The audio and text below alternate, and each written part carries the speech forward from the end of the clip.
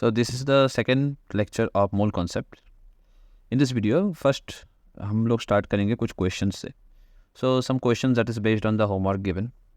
This is the first question. Calculate the molecular mass of H2O, CO2, H2SO4, NH3 and CaCO3.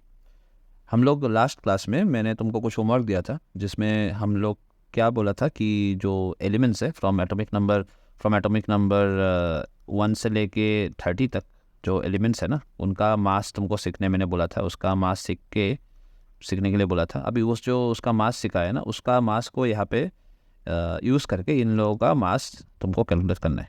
Okay, तो ये था homework. अभी के लिए होमवर्क है. अभी तुमको क्या करना है, ये तुमको करना है. इसका आंसर जो है इस वीडियो का last part of the video में तुमको मिलेगा. एनीवेज, तो हम लोग स्टार्ट करेंगे कि रिलेटिव एटॉमिक मास से.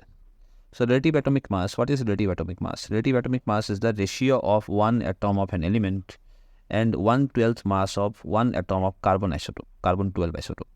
इसका मतलब है कि अगर हम लोग रिलेटिव एटॉमिक मास को लिखना जाएंगे ना, तो it is basically ratio of mass of one atom of an element and 1/12 of mass of one atom of carbon. Okay, इसको समझने के लिए मैं कुछ एग्जाम्पल से तुमको इसको समझाने का ट्राई करूँगा. सो ये वो एग्जाम्पल है. So now in this here we are going to calculate the relative atomic mass of nitrogen atom. Okay, तो relative atomic mass का formula हमको पता है कि mass of one atom of this unknown the element that here हम लोग को nitrogen N14 का जो है relative atomic mass निकालने दिया है. So यहाँ पे हम लोग लिखेंगे, ऊपर में हम लोग लिखेंगे mass of N14 divided by 1/12 into mass of one atom of carbon 12. तो मास ऑफ वन नाइट्रोजन का मास जो होता है वो होता है 14 divided by 1/12 into mass of carbon जो कि है 12. तो हम लोग इसको सॉल्व करने से ना हमको डायरेक्ट मिलता है कि ये 12 और ये 12 दोनों 12 कैंसिल जाएगा. देन तो रहता है नीचे में 1, तो विल हैव 1 एंड ऊपर में रहेगा 14. तो 14u डिवाइडेड बाई 1u, ये u और u कैंसिल जाएगा. कैंसिल जाने से हमको मिलेगा 14 नंबर मिल रहा है. There will be no unit. So from here we can write a note. Note is that this is the note that relative atomic mass, this is ratio of atomic masses. So it has no unit. Okay. तो इसका कोई unit नहीं होगा. तो जब भी हमको relative atomic mass का वैल्यू निकालने देगा तो हम लोग कभी भी उसके साथ कोई यूनिट नहीं लिखेंगे. ओके, तो इसके बाद अभी एक क्वेश्चन है कि कैलकुलेट द एटॉमिक मास. अभी एक क्वेश्चन है जिसमें हम लोग एटॉमिक मास को कैलकुलेट करेंगे और रैम को भी कैलकुलेट करेंगे. तो ये है कुछ फार्मूला. इस फार्मूला से देख के हम लोग क्या करना है, हमको एटॉमिक मास एंड रैम निकालना है. तो this is the formula. First formula Na means sodium 1123. So 11 is the atomic number and 23 is the mass number. So जब भी हमको एटॉमिक मास कैलकुलेट करने देगा ना, तो हम लोग जो मास नंबर है, जो भी एलिमेंट का मास नंबर है, उसको लिख देंगे. सो यहाँ पे 23 है तो 23. अभी एटॉमिक मास का यूनिट होता है U, तो U भी लिखना है. जब रिलेटिव एटॉमिक मास निकालने बोलेगा तो जो एटॉमिक मास है ना, जो कि है 23, वही उसी को ही लिखना है, लेकिन कोई यूनिट नहीं लिखना है. सेम टू सेम आर्गन, देखो यहाँ पे आर्गन 1940 है, तो 40 is the atomic mass, 40 is the mass number. So this will be the atomic mass. तो मैं लिख रहा हूँ 40, लेकिन यू लिखना है एंड इसका हो जाएगा सिर्फ 40. सेम यूरेनियम का भी, सेम यूरेनियम का क्या होगा, 235 लिखना है यू एंड इसमें भी लिखना है, लेकिन 235 सिर्फ डिजिट को लिखना है, यूनिट नहीं लिखना है. So same for magnesium, 12 is atomic number, 24 is the mass number. So 24U जो होगा ना, that is the atomic mass. Same इसका जो है तो सिर्फ नंबर आएगा 24.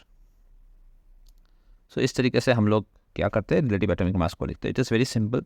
जो भी एलिमेंट होगा ना, उसका जो भी एलिमेंट होगा, सपोज एक एलिमेंट है X, X का जो मास नंबर होगा ना, जो इसका मास नंबर होगा, जो भी है 10 है, 20 है, 11 है, जो भी है, वो मास नंबर ही उसका रैम है और उसका कोई वो नहीं है, कोई भी यूनिट नहीं है. नो यूनिट, इसका कोई यूनिट नहीं है. हम लोग पहले भी सीख चुका है, इसका कोई यूनिट नहीं होगा.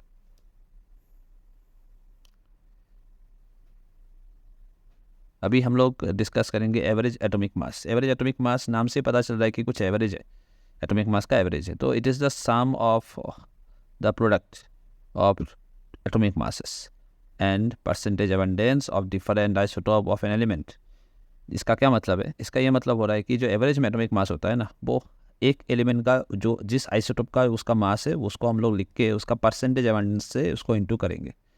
तो जितना भी उसका आइसोटोप होगा उसका मास और उसको एबंडेंस से इंटू करके हम लोग उसको प्लस करेंगे, और जो आएगा वही हम लोगों का जो है एवरेज एटॉमिक मास होगा. ओके, तो here we are going to explain it little bit more with this question. In this question, see carbon. So in this question, see chlorine 1735 and chlorine 1737 is given, and their masses are given. These are the masses, atomic masses, and this number is the mass number actually. These numbers that are given here is the mass number, and this is the percentage abundance. मतलब nature में मतलब अगर तुम पूरा universe में check कर, मतलब universe में देखेगा, यूनिवर्स में 75% तुमको क्लोरीन 35 मिलेगा एंड 25% तुमको मिलेगा क्लोरीन 37.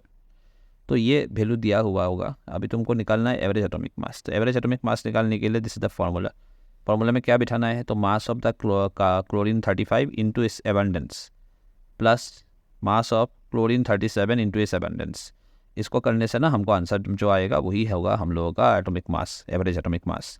तो देखो हम लोग इसको सॉल्व कैसे किया. तो हम लोग क्या किया, मास ऑफ क्लोरीन 35 जो कि है 35 उसको लिखा इंटू इस एबंडेंस था 75% मतलब 75/100 प्लस आ गया. उसके बाद मास of chlorine 37 that is 37 into इस एबंडेंस 25% है उसका एबंडेंस, तो 25% मतलब 25/100. इसको लिखने के बाद हम लोग इसको सॉल्व किया ना, सॉल्व करने से हमको मिलेगा 35.5 यू लिखना है. एवरेज एटॉमिक मास जब भी हम लोग लिखेंगे इसका यूनिट यू है, इसको याद रखना है.